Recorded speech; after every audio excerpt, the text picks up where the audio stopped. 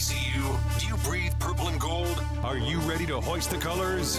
Now, time for the most in-depth look at the world of ECU athletics. Welcome in to Hoist the Colors with your host, Stephen Igo on 94.3 The Game. Watch the show live on Facebook and at 943thegame.com. Now, here's your host, Stephen Igo. Welcome in, Hoist the Colors on this Monday, October 21st edition of the show. It's a Reaction Monday. We will talk a little bit about the game at Army, but it's more of a Reaction Monday to the firing of head coach Mike Houston. In the midst of his 6th year at East Carolina, he's been relieved of his duties. That news, of course, happening Sunday. We're live on YouTube, Facebook, Twitter. We had breaking news coverage on Sunday. On our usual NFL Sunday. Philip Pilkington with us producing today's show. So we had to interrupt that. Was traveling back from West Point. Had to hop off the side of the road at a local Starbucks right outside of Raleigh to help break the news. And then, of course, we did the reaction show. You can check out all that immediate reaction now is up on YouTube, Facebook. It's been published in podcast form as well on the 94.3 The Game, Hoist the Colors channel. So it was a busy Sunday, but I know a lot of people tuned in, and we appreciate everybody for that. Again, we're live today on YouTube, Facebook, and Twitter. Drop any questions, comments, concerns you have over the next hour. We'll get to them. We're scheduled to be joined by Joe Sampson a little bit later, former ECU football player. He had an emergency meeting come up with work. We'll try to get him on. We welcome in Philip Pilkington. Philip, it was a crazy Sunday. We knew this was going to be a possibility. Patrick Johnson, yourself, and myself kind of got on a mini conference call, Friday, to kind of discuss, hey, if this goes down, if ECU loses big at Army, there could be some things that happen.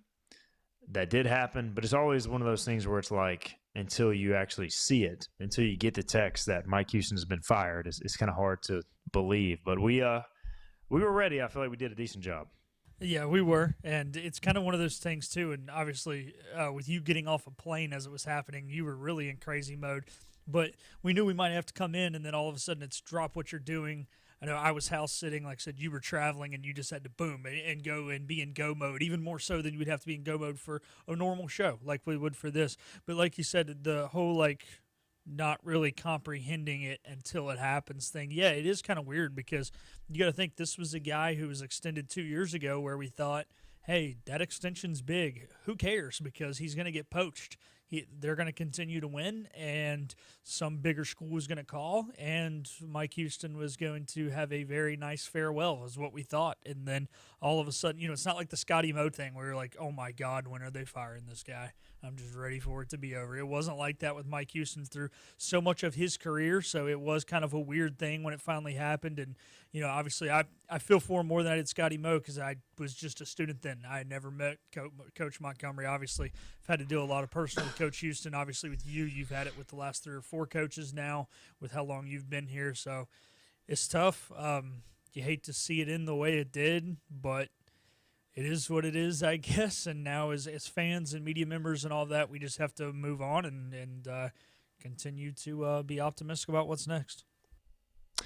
It's just such a big business now, Philip. And look, I applaud East Carolina Athletic Director John Gilbert and the administration and everybody in leadership position, Chancellor Rogers, for making a difficult decision early. And I know that there was everybody's calling for Coach Houston, but it's very easy to call for the coach. It's another thing to actually terminate the coach's contract at you're talking about a massive public state university. I mean, there's a lot of moving parts here. So there's a lot of people involved. You got people's lives to think about, their livelihood. But at the end of the day, you got to make tough decisions. This is big boy sports. This is big boy football. And Coach Houston had his moments here. He resurrected the program from the doldrums he took over.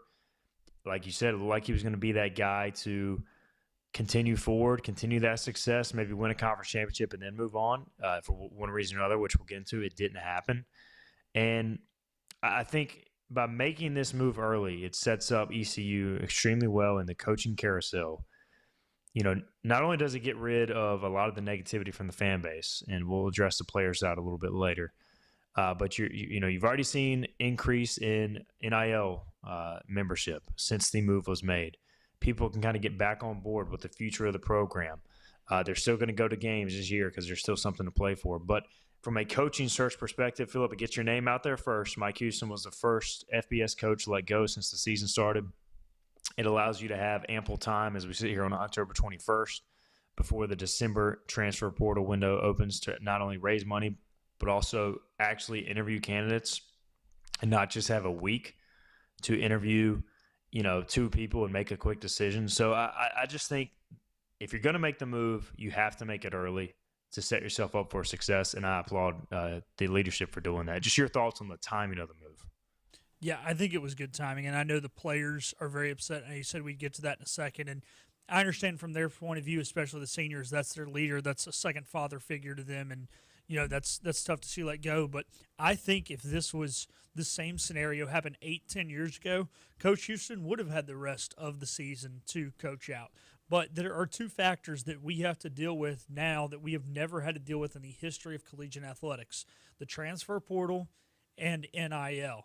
And that if you fire a coach, say the last game is Navy, that's Friday the 29th, I think is the date, but either way, if you fire him Saturday morning, which is the 30th, and the portal opens Sunday the 1st, every single player would enter the portal immediately. You would have 0 people on the roster, unfortunately. So that's the era we live in. And then also, people are frustrated, donors, with Mike Houston, even though John Gilbert said this was not a reason when he was asked. Of course, he had to say that, but I'm guessing it probably was. You mentioned the NIL side as people were tired of the mediocrity and weren't donating. Well, when that portal opens, you need a coach and you need money because the players are going to ask how much. And if you don't have a coach and you don't have money, you're not going to have a roster next year. You're going to be pulling some kids off the streets in the summer to just come play for you, and you're going to go 0-12. So you've got to get a coach in as soon as, or at least have that, we've narrowed it down mindset when that portal opens, because at the end of the day, if you wait till the last second in the era of college football, they need to move the portal for football reasons to February. The problem is it doesn't work with school. That's the issue, is the semester does not line. They have to make the portal and the semester line up. But, hey, they're about to turn them into pro athletes anyway, so what's the point in even going to school class anymore? But that's a conversation for another day, so maybe we can move the portal once all this stuff changes. But, yeah, that's the unfortunate thing. So the timing was right. Kind of wish they could have done it last week, just solely from the fact the bye week, so there's not as much quick of a turnaround. You got the homecoming game coming up. You got less than a week for Coach Harrell to get put in there, and this is a game you don't want to lose because Temple sucks and because it's homecoming, but it is what it is. And we even asked John Gilbert about that yesterday, and he said, look, there was just a lot of moving parts, a lot of logistics. We weren't able to do it 2 weeks ago, which is understandable. I think from what I gathered, they had met on if things go really south early in the season, to be prepared to make a move. But I think after the UTSA win, nobody really saw what was going to unfold at Charlotte. The other factor is I think it makes sense to do it in the bye, Philip, but also, going to Army, I think they knew it was going to be a challenge. And, do you want to throw Blake Harrell to the Wolves there and an interim coach? I guess the positive is you would have more time to prepare, but I think they wanted to set up the interim for potential success. We'll get into the Temple game later on, but so maybe that was a factor as well. But I was always told, after the Charlotte game, that's when I started getting calls from donors, et cetera. You could tell the wheels were in motion. I was always told, December 1st, the administration knows what that date means, and that they would not wait until late November to make this move because of that, and that things were happening behind the scenes. And also the donors, the vast majority of donors that I talked to, and these are big donors, they wanted Mike Houston out immediately after the Charlotte game. But John Gilbert is ultimately his call. And so he did say, that it had no effect, I'm sure, what the donors in NIL. I don't necessarily believe that, but I do know that it was John Gilbert's decision to fire Mike Houston on Sunday the 20th. So, just like there will be input from donors during this coaching search, it'll be John Gilbert's decision. He's not going to let a donor say, hey, I'm going to pull my money, or, we need to hire this guy. If you don't hire this guy, I'm going to pull my money. If you don't fire him now, you're going to pull my money. John Gilbert is not a puppet. He's making his own decision. I want to make that clear as well. There's kind of this narrative out there, Philip, about John Gilbert's just standing up there at the podium and some donors pulling the strings. I mean, that's not the case at all. I mean, he's taking input, but he's the one making the decision. So I just wanted to clarify that. But I don't know. I mean, and it's not like they wanted the team to lose at Army. Like, if you win that game, you can turn around your season, Philip. It just didn't happen. And I think it became clear at that point, you don't want to just let this kind of drag out when a move needs to be made. No, you don't, because, look, the more frustrated the fans get, the less rear ends you have in seats this week. Like you said, there's not going to be one donor that says, or there could be, I guess, one donor says, if you don't do this, I'm going to pull my money. But not that John has to react directly to one said donor, but you don't want stuff like that to start happening. You don't want to be a snowball heading downhill and just with nothing to stop it, And so you kind of had to do it, but it is a tough situation to be in. Like I said, it's a different era than we used to live in. Obviously, donors are such a big part of collegiate athletics. This is not the NFL, where it's like, hey, I'm the owner, and if I fire the coach, then that's my deal, and is what it is. I'll buy out his contract. I'm worth X amount of $1 billion. No, that's not the situation. So, obviously, like I said, donors have input, but I don't remember what your original question was, because I kind of went off there. It was more of a statement. Yeah. Sorry, and then I just kind of I was trying to answer it, but that's kind of just how it has to be, and it's unfortunate. Like I said, I know the players are ticked off, but it is what it is, kind of. All right, let's get into some of these comments, and again, continue to drop your comments. I've got YouTube put up on my computer. I'll look at Facebook here in a little bit, but YouTube, William Landon says, I can only hope that the next coach that is hired here is so successful that he is poached after a few years. I thought that was an interesting question. I can't remember who asked it at the press conference, but I think it was Glenn. There have been 3 straight fired head coaches. How do you break that cycle? Ruff McNeil, Scotty Montgomery, Mike Houston. So obviously Skip Holtz was the last coach to leave for quote unquote a better job. He went to USF, which was in the Big East at the time. How do you break that cycle? Well, you obviously got to get the right guy, Philip. You got to evaluate what you're doing, I think, from an administrative standpoint to give the program enough resources to be successful. But I don't think anybody would be disappointed if you hired a coach who was gone in 3 years because of success. No. Look, when you're East Carolina, when you're anybody who's not a blue blood program, you hope that the coach you hire is gone pretty much as soon as possible due to success. That means the program's in a good spot. That means it's going to be an attractive destination for the next head coach to come in. And look, that's what you end up being. We have to be a farm system for the Alabamas and the Ohio States of the world. That's what you want to be. If you look at all the success that Boise State had, where Chris Peterson went on to Washington and then Brian Harsin went on to Auburn, that was at the peak of Boise State's runs back in the day. And then when they started getting into mediocrity, they started having coaches get fired. But as long as coaches were being poached, the team was still very good. That's the sound you want to be in, because at the end of the day, the only way you ever want to be a team that has to fire a coach is if you are Alabama and it's after 40 years and it's just not working anymore, and eventually football has moved on and the coach hasn't. Other than that, if you're anybody but them, you want to be a farm system for coaches for Alabama, because that's how you measure your success, which I know is weird to say, but that's the state of college athletics.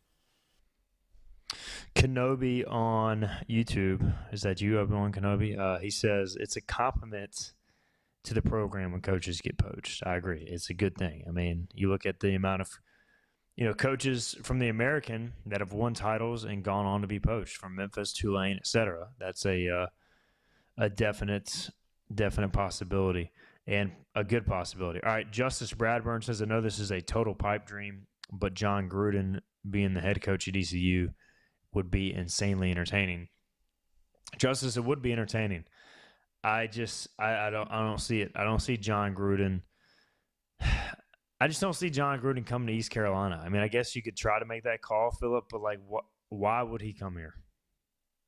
Yeah, I don't know. I mean, look, if you could get him, that would be awesome. I know that Coach Logan said it a few weeks ago on his show that he would love to see Gruden here. And yeah, give me some Gruden grinders. I'd love it. But no, it's I don't see him coming to East Carolina. If he goes to the college ranks, he's going to take over I don't know, maybe like he probably wouldn't go to a blue blood school, but he would at least go to a team that's been successful, maybe where the coach did just get poached kind of scenario. Like if Jamie Chadwell leaves Liberty, I could see that would be like a John Gruden destination. It's a private school. You don't have John to worry Gruden about at Liberty. You don't have to worry about, well, maybe now that I think about the makeup of Liberty, maybe that's not the best, but you get my point. A situation like that where it's private, where you're not going to deal with all the state board, your team's had success. So, yeah, Liberty's probably a bad example, but you get my point. I don't know. I would love it, and I think it would definitely get some donors, and it would get some rear ends and seats. I don't know if we'd win games, but it would start pretty. I don't know how it would end. Bill Isley says we should want our coaches to be in demand. We need someone that can fire up the fan base and donors. Our NIL team boneyard needs more donors. Even those that can only give $10 a month are needed. I do know the donors have and the membership has gone up significantly, and it's one of those things where you make the move. I think you're going to get a lot more interest.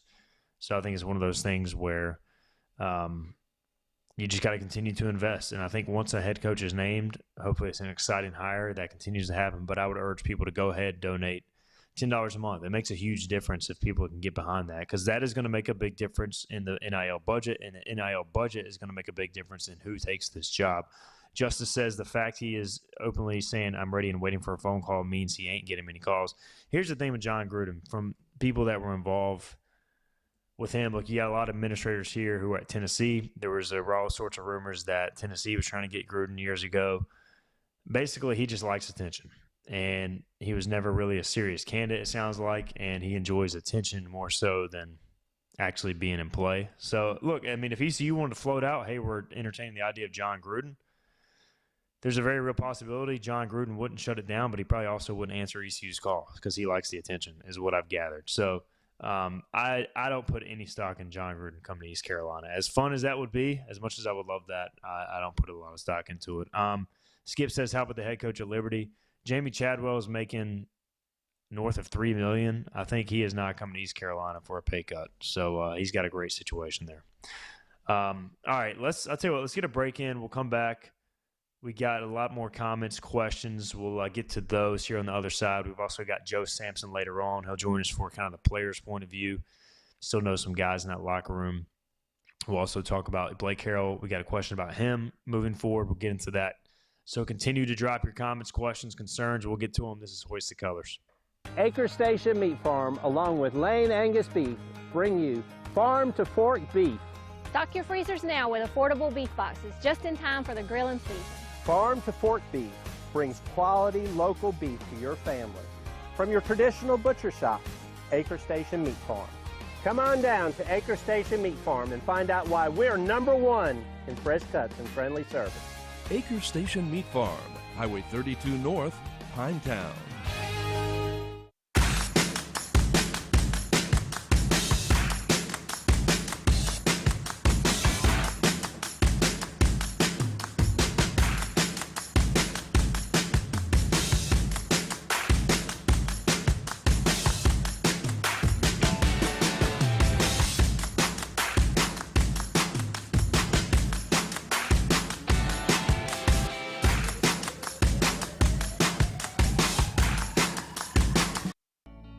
Living easy is the sound of children laughing as you make memories with neighbors and friends.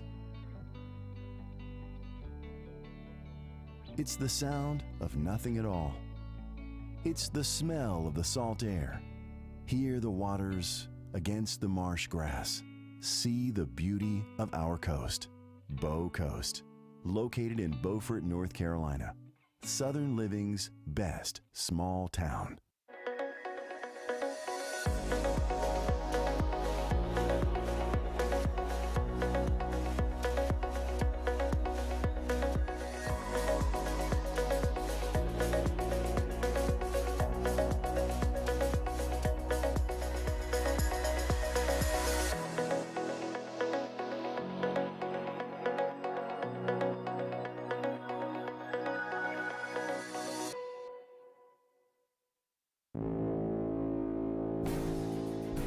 Pirate game days, there's nothing like them. The atmosphere, First down. the tradition, the matchups, the magical finishes. Be a part of Pirate Game Days. Season tickets are as low as $115. Reserve your seat today to be a part of the experience of Pirate Game Days at Dowdy Ficklen Stadium this fall. This is about you, your family, and the health of all who live in Eastern North Carolina. This is about the transformation of a health system into something more powerful and more human. About creating new ways to treat disease and keep you well. This is about ECU Health, which is to say, it's really all about you. ECU Health. Minds, hearts, purpose. Here there be pirates. Back to Hoist the Colors with Steve and I go. How good is this? On 94.3 The Game. All right, welcome back in. Hoist the Colors here. Monday, October 21st, reaction show.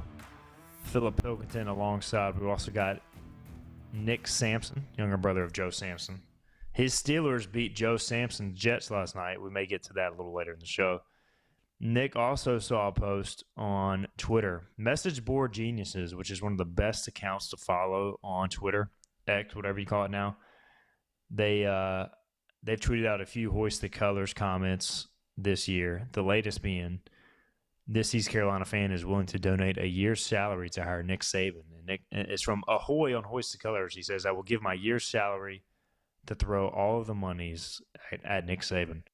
Hey, Philip, John Gilbert did used to work at Alabama for years, so I'm sure he has some ties there to Nick Saban. Do you think he can pull it off? I think Nick Saban is really enjoying being annoyed by Pat McAfee every Saturday morning. At first, he couldn't stand him. I think now he's embracing the annoyingness that is Pat McAfee to Nick Saban. It's entertaining for the rest of us, but, Saban's kind of a crotchety old head, so he doesn't like it too much. But I think he's enjoying that way too much to come to East Carolina or take a job anywhere else. Yeah, I don't see it, but hey, it's a good thought. It's interesting. Sorry about that. All right, we got some comments here. Joe Sloan, LSU offensive coordinator and former ECU quarterback. What do you think about that, Philip? Do you think about the Joe? Does that get your blood pressure raised at all as a potential fan of the program? Yeah, it's one of those things where, he doesn't have the head coaching experience, but he is a quarterback's coach. He's an offensive coordinator. He is responsible for Jaden Daniels, who until he broke his rib or whatever it was yesterday was looking pretty promising. So that's really what this team has been lacking since Holton Ahlers is a true quarterback, and we probably haven't had a true offensive-minded quarterback-level coach in a really long time. It's really been hurting for the better part of 20 years since we've had somebody who can just really mold a quarterback. So that would be big. Obviously, he is not the one responsible for Joe Burrow. That was Joe Brady, who's now in the NFL. But that's good, and he's obviously coaching in the college realm that is the NIL, that is the more general manager, head coach style. So if you could get him and then have him bring someone with him that really knows as much about quarterbacks as he does to focus on the quarterbacks while he's busy being the GM, I think it can be a good thing. Yeah, Joe Sloan, I think, has definite interest in the position. He's in the middle of a playoff race with LSU. He's got to factor that in. And also, anytime you're hiring a coordinator, it's a gamble. But also, from his point of view, he's got the number one quarterback in the country committed for next year. So he's got to consider that as well as, leaving LSU when he could potentially hold on for a better job potentially down the line. So, there's a lot to consider there on both sides. A lot of Skip Holtz discussion, who is also a former partner of Joe Sloan, so to speak. Joe Sloan was his coordinator for a number of years. I don't know. I have mixed feelings on bringing old coaches back. We tried that with Joe Dooley. Philip, what's your take there? I'm trying to hold my voice together. I'm struggling to not cough. I could go stick Pancake in there on a mic if you need us to do a bunch of the analysis here. But I like Skip. He did a good job the first time here. Like I said, he's the last coach to not be fired, and he's doing a great job in the whatever the heck it's called now, the Spring League. I think it's the UFL. And the question is, though, has he been out of the realm of college football too long? And I know he really hasn't been out that long, but we've seen more of a change, in the last 4 or 5 years than we ever have. And so normally I would say, hey, this guy knows Greenville. He's liked by the fans. You'll get a lot of NIL donations. He knows the culture here. He's been here. Great thing. But with the way things have changed and the way he has not been in college football of late, it makes you wonder how good that would actually go long term. I don't know. But, hey, there's the thing that you and I have said on the show forever. If you don't pay him, somebody else will. And I guarantee you, if he shows up, we're going to be able to pay him because people are going to be donating out their rear ends if he's the coach. So from that aspect, I like it. Overall, though, I don't know if he's ready to go out and be a GM right now. I think he's more of a coach. If you look at the history of John Gilbert's hires, he prefers in all sports, I think, the up-and-comer, whether it be a younger head coach or a younger assistant at a quote-unquote Power 4. So I lean more towards him going that route, but also talking to sources this morning believe that this is a fully exhaustive search and they want to take their time. Somebody mentioned Willie Fritz could be available. I don't see Houston firing Willie Fritz after 1 year. I think that would be a mistake. You look at his background. Everywhere he's been, he has struggled year one, and then he turns it on after a year or two. So, but I do like the idea, Philip, of waiting because you never know how this carousel is going to play out. I'm just going to throw this out there. Highly unlikely. But what if Lincoln Riley gets fired from USC? Now, look, he could probably take any job in the country, but, you just never know how this stuff is going to play out. So you want to do your due diligence. You don't want to rush a hire and miss out on something down the line. College football playoff with Oklahoma, how many ever years in a row to East Carolina head coach. Man, if that's not a 30 for 30 in the waitings to happen. Now, yeah, like you said, you don't want to rush it because if the right guy comes available, you don't want to miss that opportunity. As for the Willie Fritz thing, no, Houston was projected to finish last in the Big 12. They are not going to fire him after a tough year. Willie Fritz, like you said, he struggled early. He even had that really bad season where he went 2-10 at Tulane where Michael Pratt was injured most of the year. He played most of the year, but he was playing hurt, and they immediately turned it around and were in a conference championship game the next year. So that's just not going to happen. Look, I would love Lincoln Riley to come here. Is USC going to buy out that $80 million and fire him? Probably not. And like you said, he could go anywhere in the country, anywhere probably but Oklahoma. I think Oklahoma has said goodbye. Don't let the door hit you where the good Lord split you. Get out. We don't want anything to do with you. But he could go anywhere else in the country. So I wouldn't see him coming back here, but it would be cool. Hank Hinton has texted into the show. He says, Bill Lewis and Skip Holtz are the only two ECU football coaches in my lifetime that haven't been fired. Pat Dye left for another job as well before my time. So there's that nugget from Hank Hinton. All right, so we got Matthew in the chat who is just continuously posting, tell us who has reached out or we won't tell anyone. First off, Matthew, this is a public show, so I don't understand what you're saying there. He says, what's the use in being a journalist if you're not going to gossip about the coaches who have approached us? This is day one of the coaching search, Matthew. Okay, I've got several thoughts here. One, hoistthecolors.net, 50% off special, VIP. It's behind a paywall for a reason. You want inside scoop? Go there. I can tell you everything I know right then and there. Just made a post before doing the show. I will obviously share things on this show.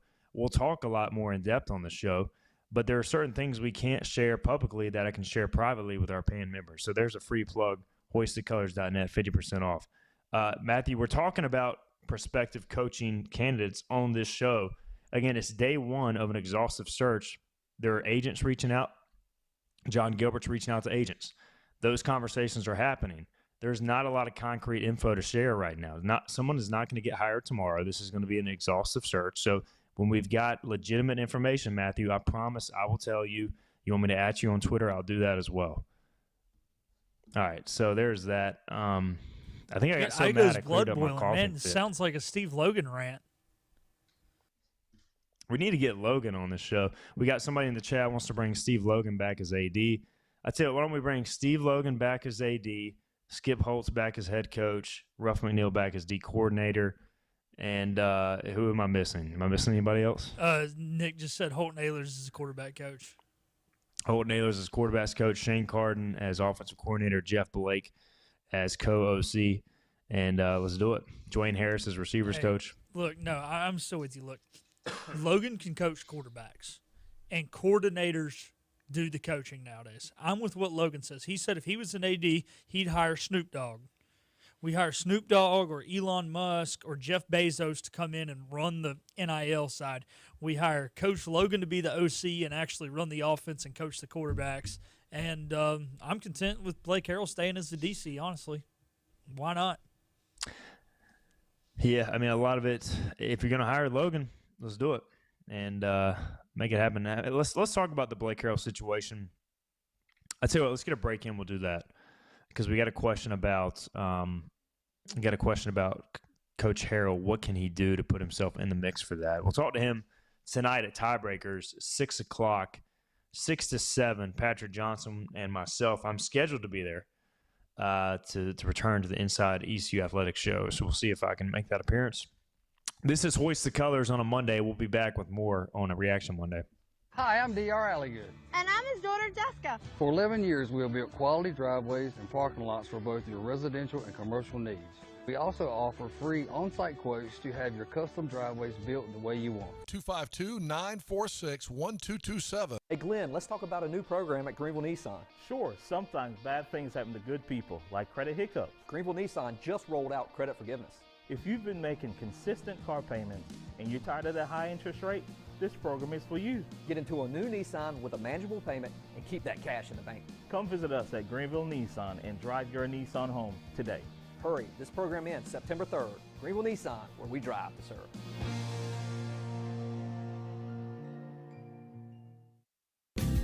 Big tax credits are back. Get a 30% tax credit, up to $2,000 off your new Mitsubishi electric heat pump install. Let Comfort Master help you take advantage of the tax credits with a qualifying Mitsubishi electric ducted heat pump or non-ducted Mitsubishi electric mini splits. Mitsubishi electric mini splits are ideal for bonus rooms, garages, or sunrooms. If you need a new HVAC unit, call Comfort Master today. Call Comfort Master.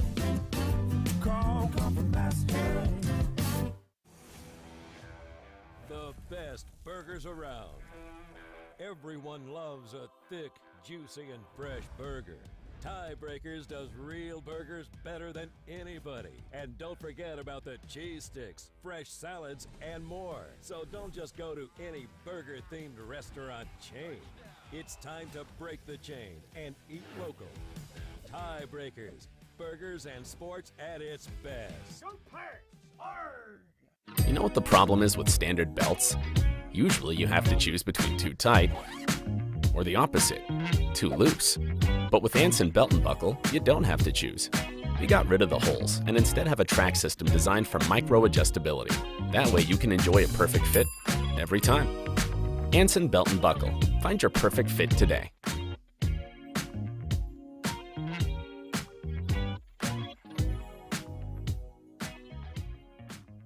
Hi, I'm D.R. Alligood. And I'm his daughter, Jessica. For 11 years, we have built quality driveways and parking lots for both your residential and commercial needs. We also offer free on-site quotes to have your custom driveways built the way you want. 252-946-1227. Your confidence makes everything look good.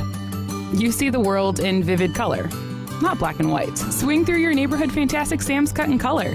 And let our experienced stylists take you from everyday to extraordinary. Fantastic Sam's hair salons are locally owned and operated. Our full-service salons are conveniently located in Goldsboro, Kinston, Greenville, New Bern, Jacksonville, and Calabash. Stop in today at Fantastic Sam's, where the possibilities are endless. Hoist the Colors with Stephen Igo. Drink up for me, Aussie Joe Ho. On 94.3 The Game.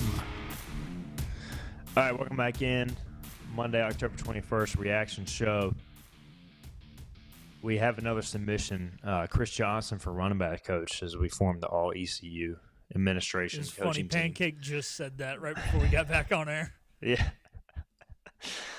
Chris Johnson is running backs coach. Let's do it. All right, Brooks Hill wants to call in. Are we taking callers? Can we do that? Oh, there's Joe.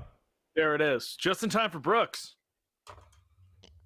I tell you what, what's the number, Phil? We'll let Brooks call in, and we'll try to get him on quickly. 561-8255.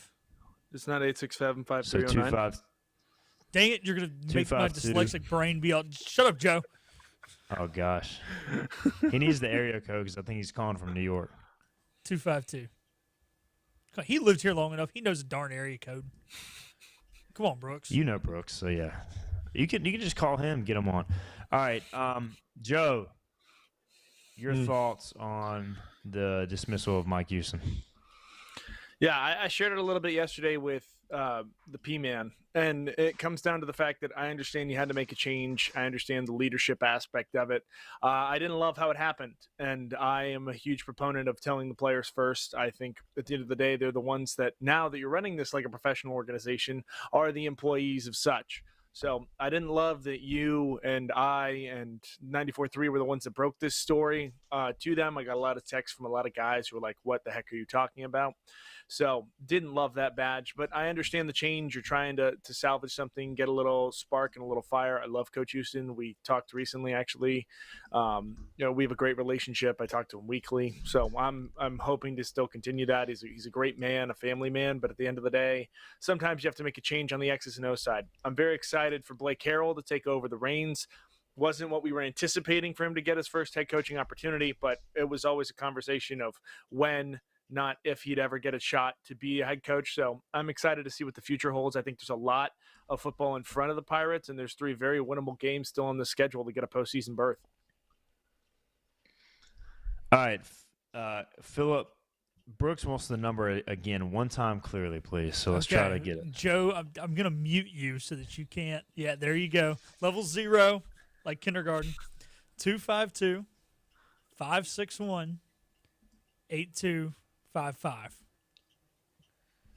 There you go, Brooks. If you miss it that time, you're just not going to be able to call that. I'm sorry. All right. So we got a question about Blake Harrell, who we'll hear from tonight at Tiebreakers. Also tomorrow, he'll meet with the media after practice. He's the interim head coach. Cameron says 7-6 ECU football with a military bowl win over State or UNC. If this happens, I will be fully behind Blake Harrell for coach. Here's the issue with that. And I'm not saying Blake does not deserve to be considered, but if you wait till after the bowl game, that is late. Mm-hmm. That's late December. I mean, then you're missing the whole portal window. You got to know who your head coach is by early December. So I think you would have to know by the end of the regular season. Right, Am I wrong? I want to chime in before Joe, just so because Brooks is about to call. He's calling now, but I think he's got to win the 3 games you're supposed to win, and then either beat Navy or North Texas to be considered. Yeah.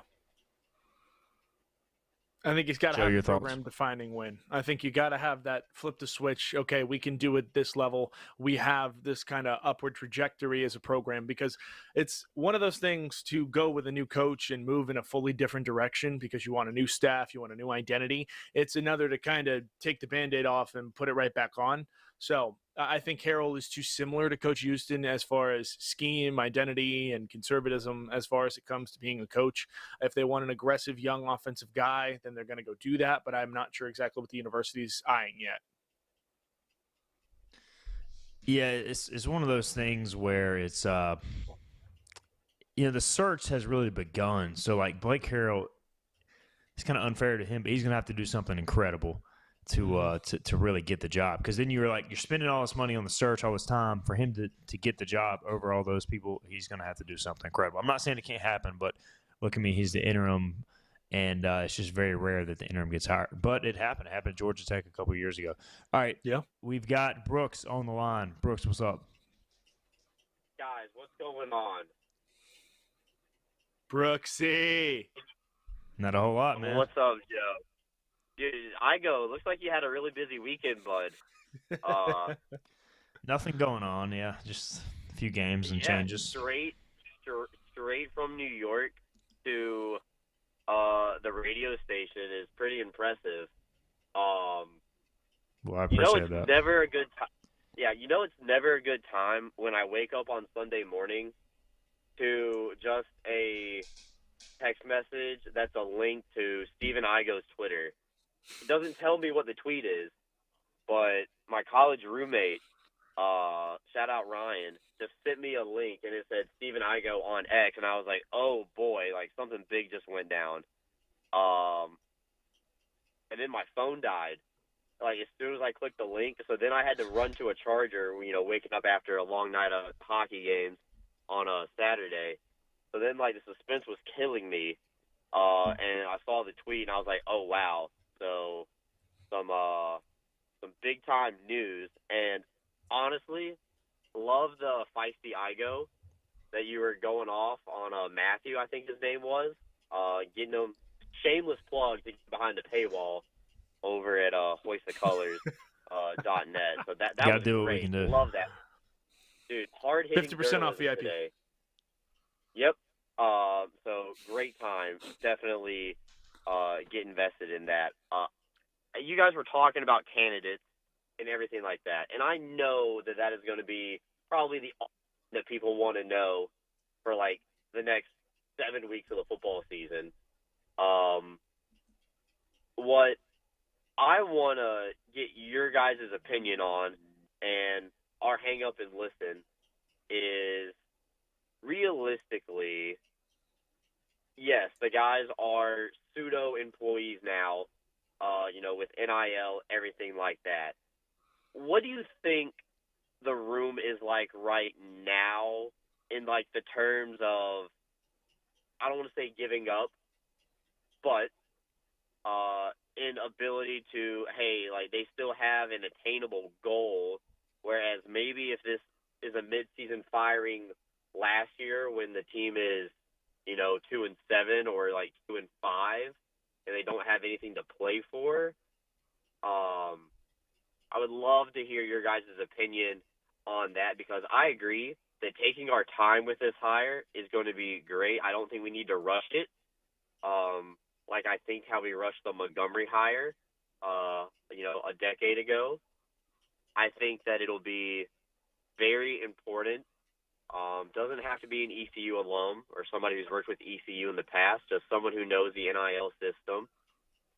Even though I will put my hand up first, I'm not a donor to NIL. My father is not a donor to NIL.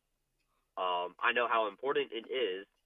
So I would love to hear your guys' opinion on what now happens in the locker room. And now it is day one of, I guess, true practice under interim head coach Blake Harrell. Love you guys. I'm on my way back to the office, so I'll be listening through the car. And as always, go Pirates, and I'll probably talk to you next week too. All right, Brooks, thanks for the call, and congrats on finally getting the number to call in, but we appreciate it. So we'll go around the horn here. Obviously, Joe can provide a good feeling because he is a former player. He knows a lot of these guys. I mean, I think it's the only guy as interim who has a chance to hold it together is Blake Harrell, but he's got a massive challenge because he's got such a good pulse on the locker room. He's one of the most down-to-earth coaches I've ever dealt with, so awesome guy. I think he can do it. If anybody can do it, it's him. But we just won't know. I don't doubt that the seniors will be bought in, but I worry about the young guys and the backups and the transfers who only came for playing time. That's what concerns me most. So we'll get Joe's take and then Phillips. Yeah, I think the first thing is you won't know anything as far as what the atmosphere is going to be or the attitude of the team until after this week, because this is really the week where it's going to dictate, okay, are we playing for something or are we just going to run out the clock here? Like, obviously, you're not mathematically eliminated, but the vibe in the locker room is definitely going to be diminished. You just fired the head coach. You dropped the game to Temple at homecoming at home. Obviously, that's the recipe where you try and figure out what exactly is left for the season. So I don't know if there's a fair pulse yet. I think a lot of guys are still going to be bought in. At the end of the day, you only get 12 opportunities guaranteed every single season on a Saturday to play football. Obviously, now there's Thursdays and Fridays and yada, yada, yada. But you only get 12 chances to kind of lace them up. A lot of guys don't even get that many. So there's always that attitude of you don't know when the next one is. In this new age of portal also, if you do plan on transferring, it's time to get your film. It's time for you to go out there, make a few plays, and try and get to another school. So essentially it becomes an auditioning portion for these free agents, as we'll like to call them, next year, because no matter what you do, the record's going to be associated with you. But if you can back that up and have better film and you can try and turn something, even if you do plan on leaving with a new coach, that's the first way it has to happen. I agree with everything Joe says. It's just how quick do they get to that point? Because everything he said is right. You only get 12 opportunities, but right now you can see it on Twitter. The players are ticked off. The players feel betrayed right now, and you can't blame them for feeling that way. It's not our job as media members. It's not the donor's job to tell them how to feel when your coach gets fired. So they're feeling a little bit of ticked offness right now, and I think they will come to realize what Joe just said is the truth. You just want to know how long does that take, and that will determine a lot of it. Because what if they're still ticked off for the next 2 weeks, and then you lose the next 2 games? I mean, I know that's technically 3 weeks, the next 2 games we have a bye, but those are 2 games that you should win, right? So are they still in this, we got betrayed by the donors, we got betrayed by administration? They might be feeling that way for the next 3 weeks, and then all of a sudden you look up and you're 3-6. So they're going to figure it out. It's just a matter, and I think this was maturity enough, and I think this leadership council, even though they feel the most betrayed of them all, they're mature enough to realize what Joe just said and realize that, hey, they've just got to move forward. They only get these 12 opportunities. So I think they're going to be fine, but if they aren't fine, that's the reason. And I think this group of players, the seniors especially, can still be remembered for a lot. I mean, you think about it, if this, let's say the Elijah Morris, Deontay Johnson, this group of guys can find a way to make a bowl this season, I think that group, they'll already be remembered, but I think that elevates their status even more. And so there's just a lot to play for as far as those guys for sure. It's just I want to see, and for Caden Hauser, I mean, let's be honest too. Caden Hauser, let's say he lights it up the second half of the season. Not only is he going to potentially have more portal opportunities, he could be the guy here going forward, and a reason that a coach wants to come in as having the quarterback of the future already in the program. So, I mean, there's a lot of reasons to suit up. John Moody asks, are we hammering ECU minus 7.5 against Temple? Are y'all surprised at that line? Are y'all on ECU or Temple? I know I'm not betting on it at all. Either way. Yeah, that's going to be tough. Thoughts? I thought it was going to be just under a touchdown probably, but look, ECU's either going to come out and kick the crap out of Temple, or they're going to come out sluggish and lose by 10. I don't know. Flip a coin.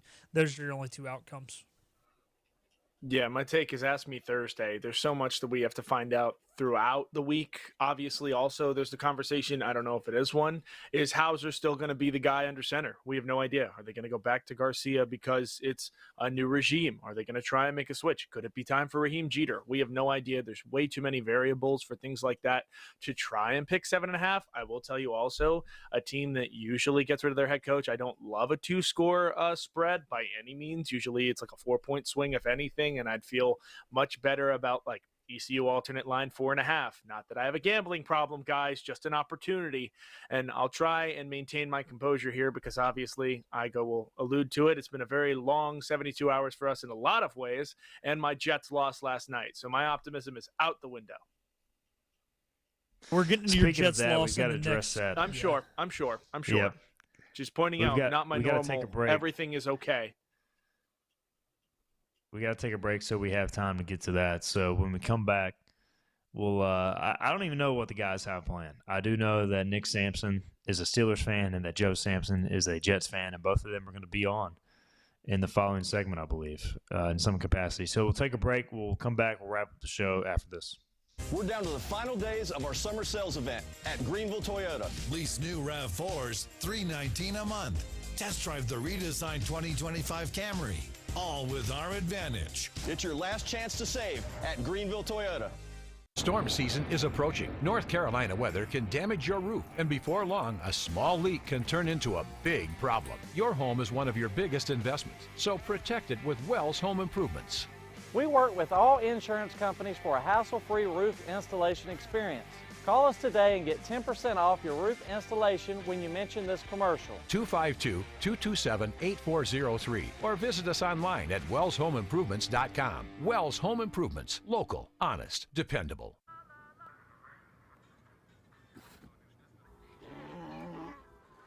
Hey, on the mountain we've got a saying. Get off your...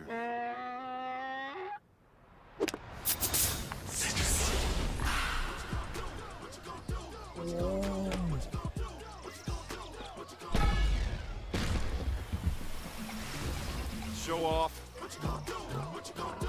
Mountain Dew. Summer is here, and Sawyer's Fun Park is having a toddler summer special. From 10 a.m. to 12 noon, Monday through Friday, Sawyer's has a $10 2-hour unlimited pass for ages 2 to 4. That's one toddler and one parent for just $10 every weekday morning. Sawyer's Fun Park summer hours are Monday through Thursday from 10 to 8, Fridays and Saturdays from 10 to 9, and Sundays from 12 to 8. Book your tickets online at SawyersFunPark.com and beat the heat this summer at Sawyer's Fun Park. The best burgers around. Everyone loves a thick, juicy, and fresh burger.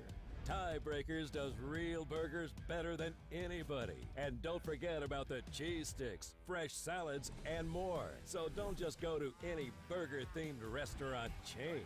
It's time to break the chain and eat local. Tiebreakers, burgers and sports at its best. Everybody loves tiebreakers.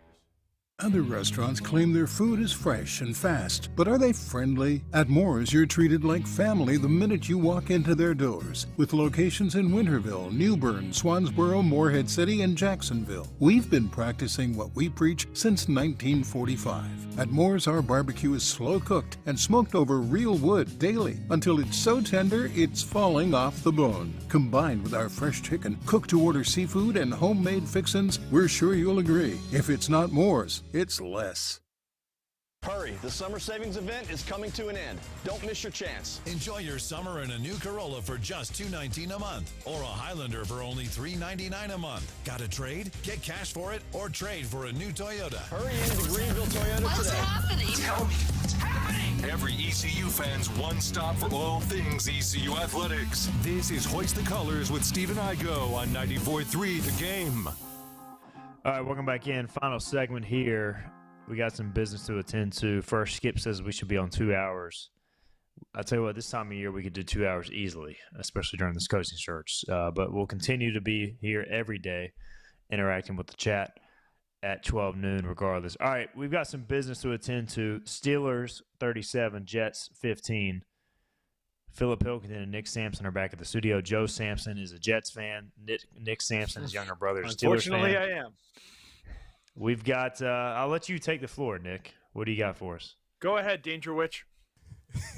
I should have came in with one today. I'm gonna go get one after this, just for you, Joe.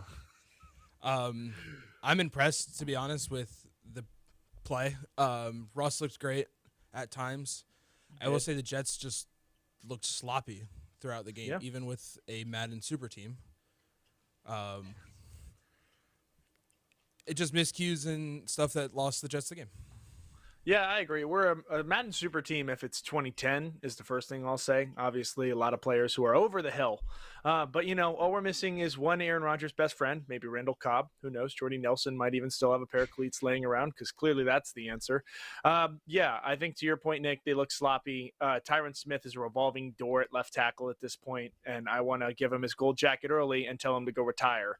So I agree. Russ looked fantastic. George Pickens might be the best receiver in the AFC North. I know that's a ridiculous take, but the stuff he did last night was absurd from a talent perspective. And I think that the defense was a really big calling card for the Steelers last night. Alex Highsmith is invaluable for him to be able to kind of take away from the protections that TJ Watt has so rightfully been deserving of getting, and Cam Hayward up the middle makes them unstoppable. Congratulations. I can't wait to see you guys win 7 more games and still make the wild card. I'm ready to lose in the first round and draft another O-lineman. Yay! Yay, Broderick Jones! So, Nick, do you have something? Do you want to present something to Joe, or are you just up here just talking smack? No, just get to talk smack. He's just talking smack. Okay. Nick has a deal, though, behind the camera. off camera, if the Steelers win the Super Bowl, he is going to eat 52 Danger Witches in a year. I did say this every week. Wow. I will have at least one. If Russell I Wilson don't think leads you the have to worry Pittsburgh about it, Steelers though. to the Super Bowl, I will do it. Igo, are you okay? Is it like seeing an X with a better man, knowing that Russell Wilson is throwing dimes and Bo Nix is barely throwing passes? Look. Russell Wilson is still trash, and he will be trash by just give him another week, and those calves are going to start to fall apart, and they'll be back to Justin This is what I Fields said by about Looked like Darnold. Texas barbecue. This Week is what I 10. said about Geno Smith, and all of them have their teams in the playoff hunt. So, denial's the first step. All right, we are running short on time. Congrats, Nick, again to your Steelers, and sorry, out, Joe, that Pancake. the Jets stink. They have now lost to okay. everybody but the Panthers. Yeah, this is true. All right, Philip, We don't get that luxury. are you going to send us home? I believe he is. Yes. Okay, we'll get him back on to send the outro. All right, Joe, appreciate you as always, man. I know it's a little shortened show day. We'll try to get you back on for more in-depth coverage, but thanks as always, man. Yeah, we'll do it. Thanks, guys.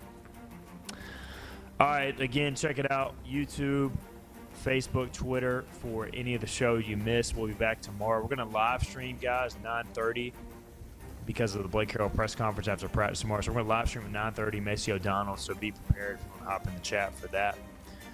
Not sure what we'll do for Wednesday's show yet, but we'll see you tomorrow, 9:30, also 12 noon on radio. See you then. The Colors with your host, Stephen Igo. Tune in weekdays at noon for all things ECU sports. Get a recap of the show at 943thegame.com, on Twitter, Facebook, or anywhere you get your podcasts. We're back tomorrow with more of Hoist the Colors on 94.3 The Game.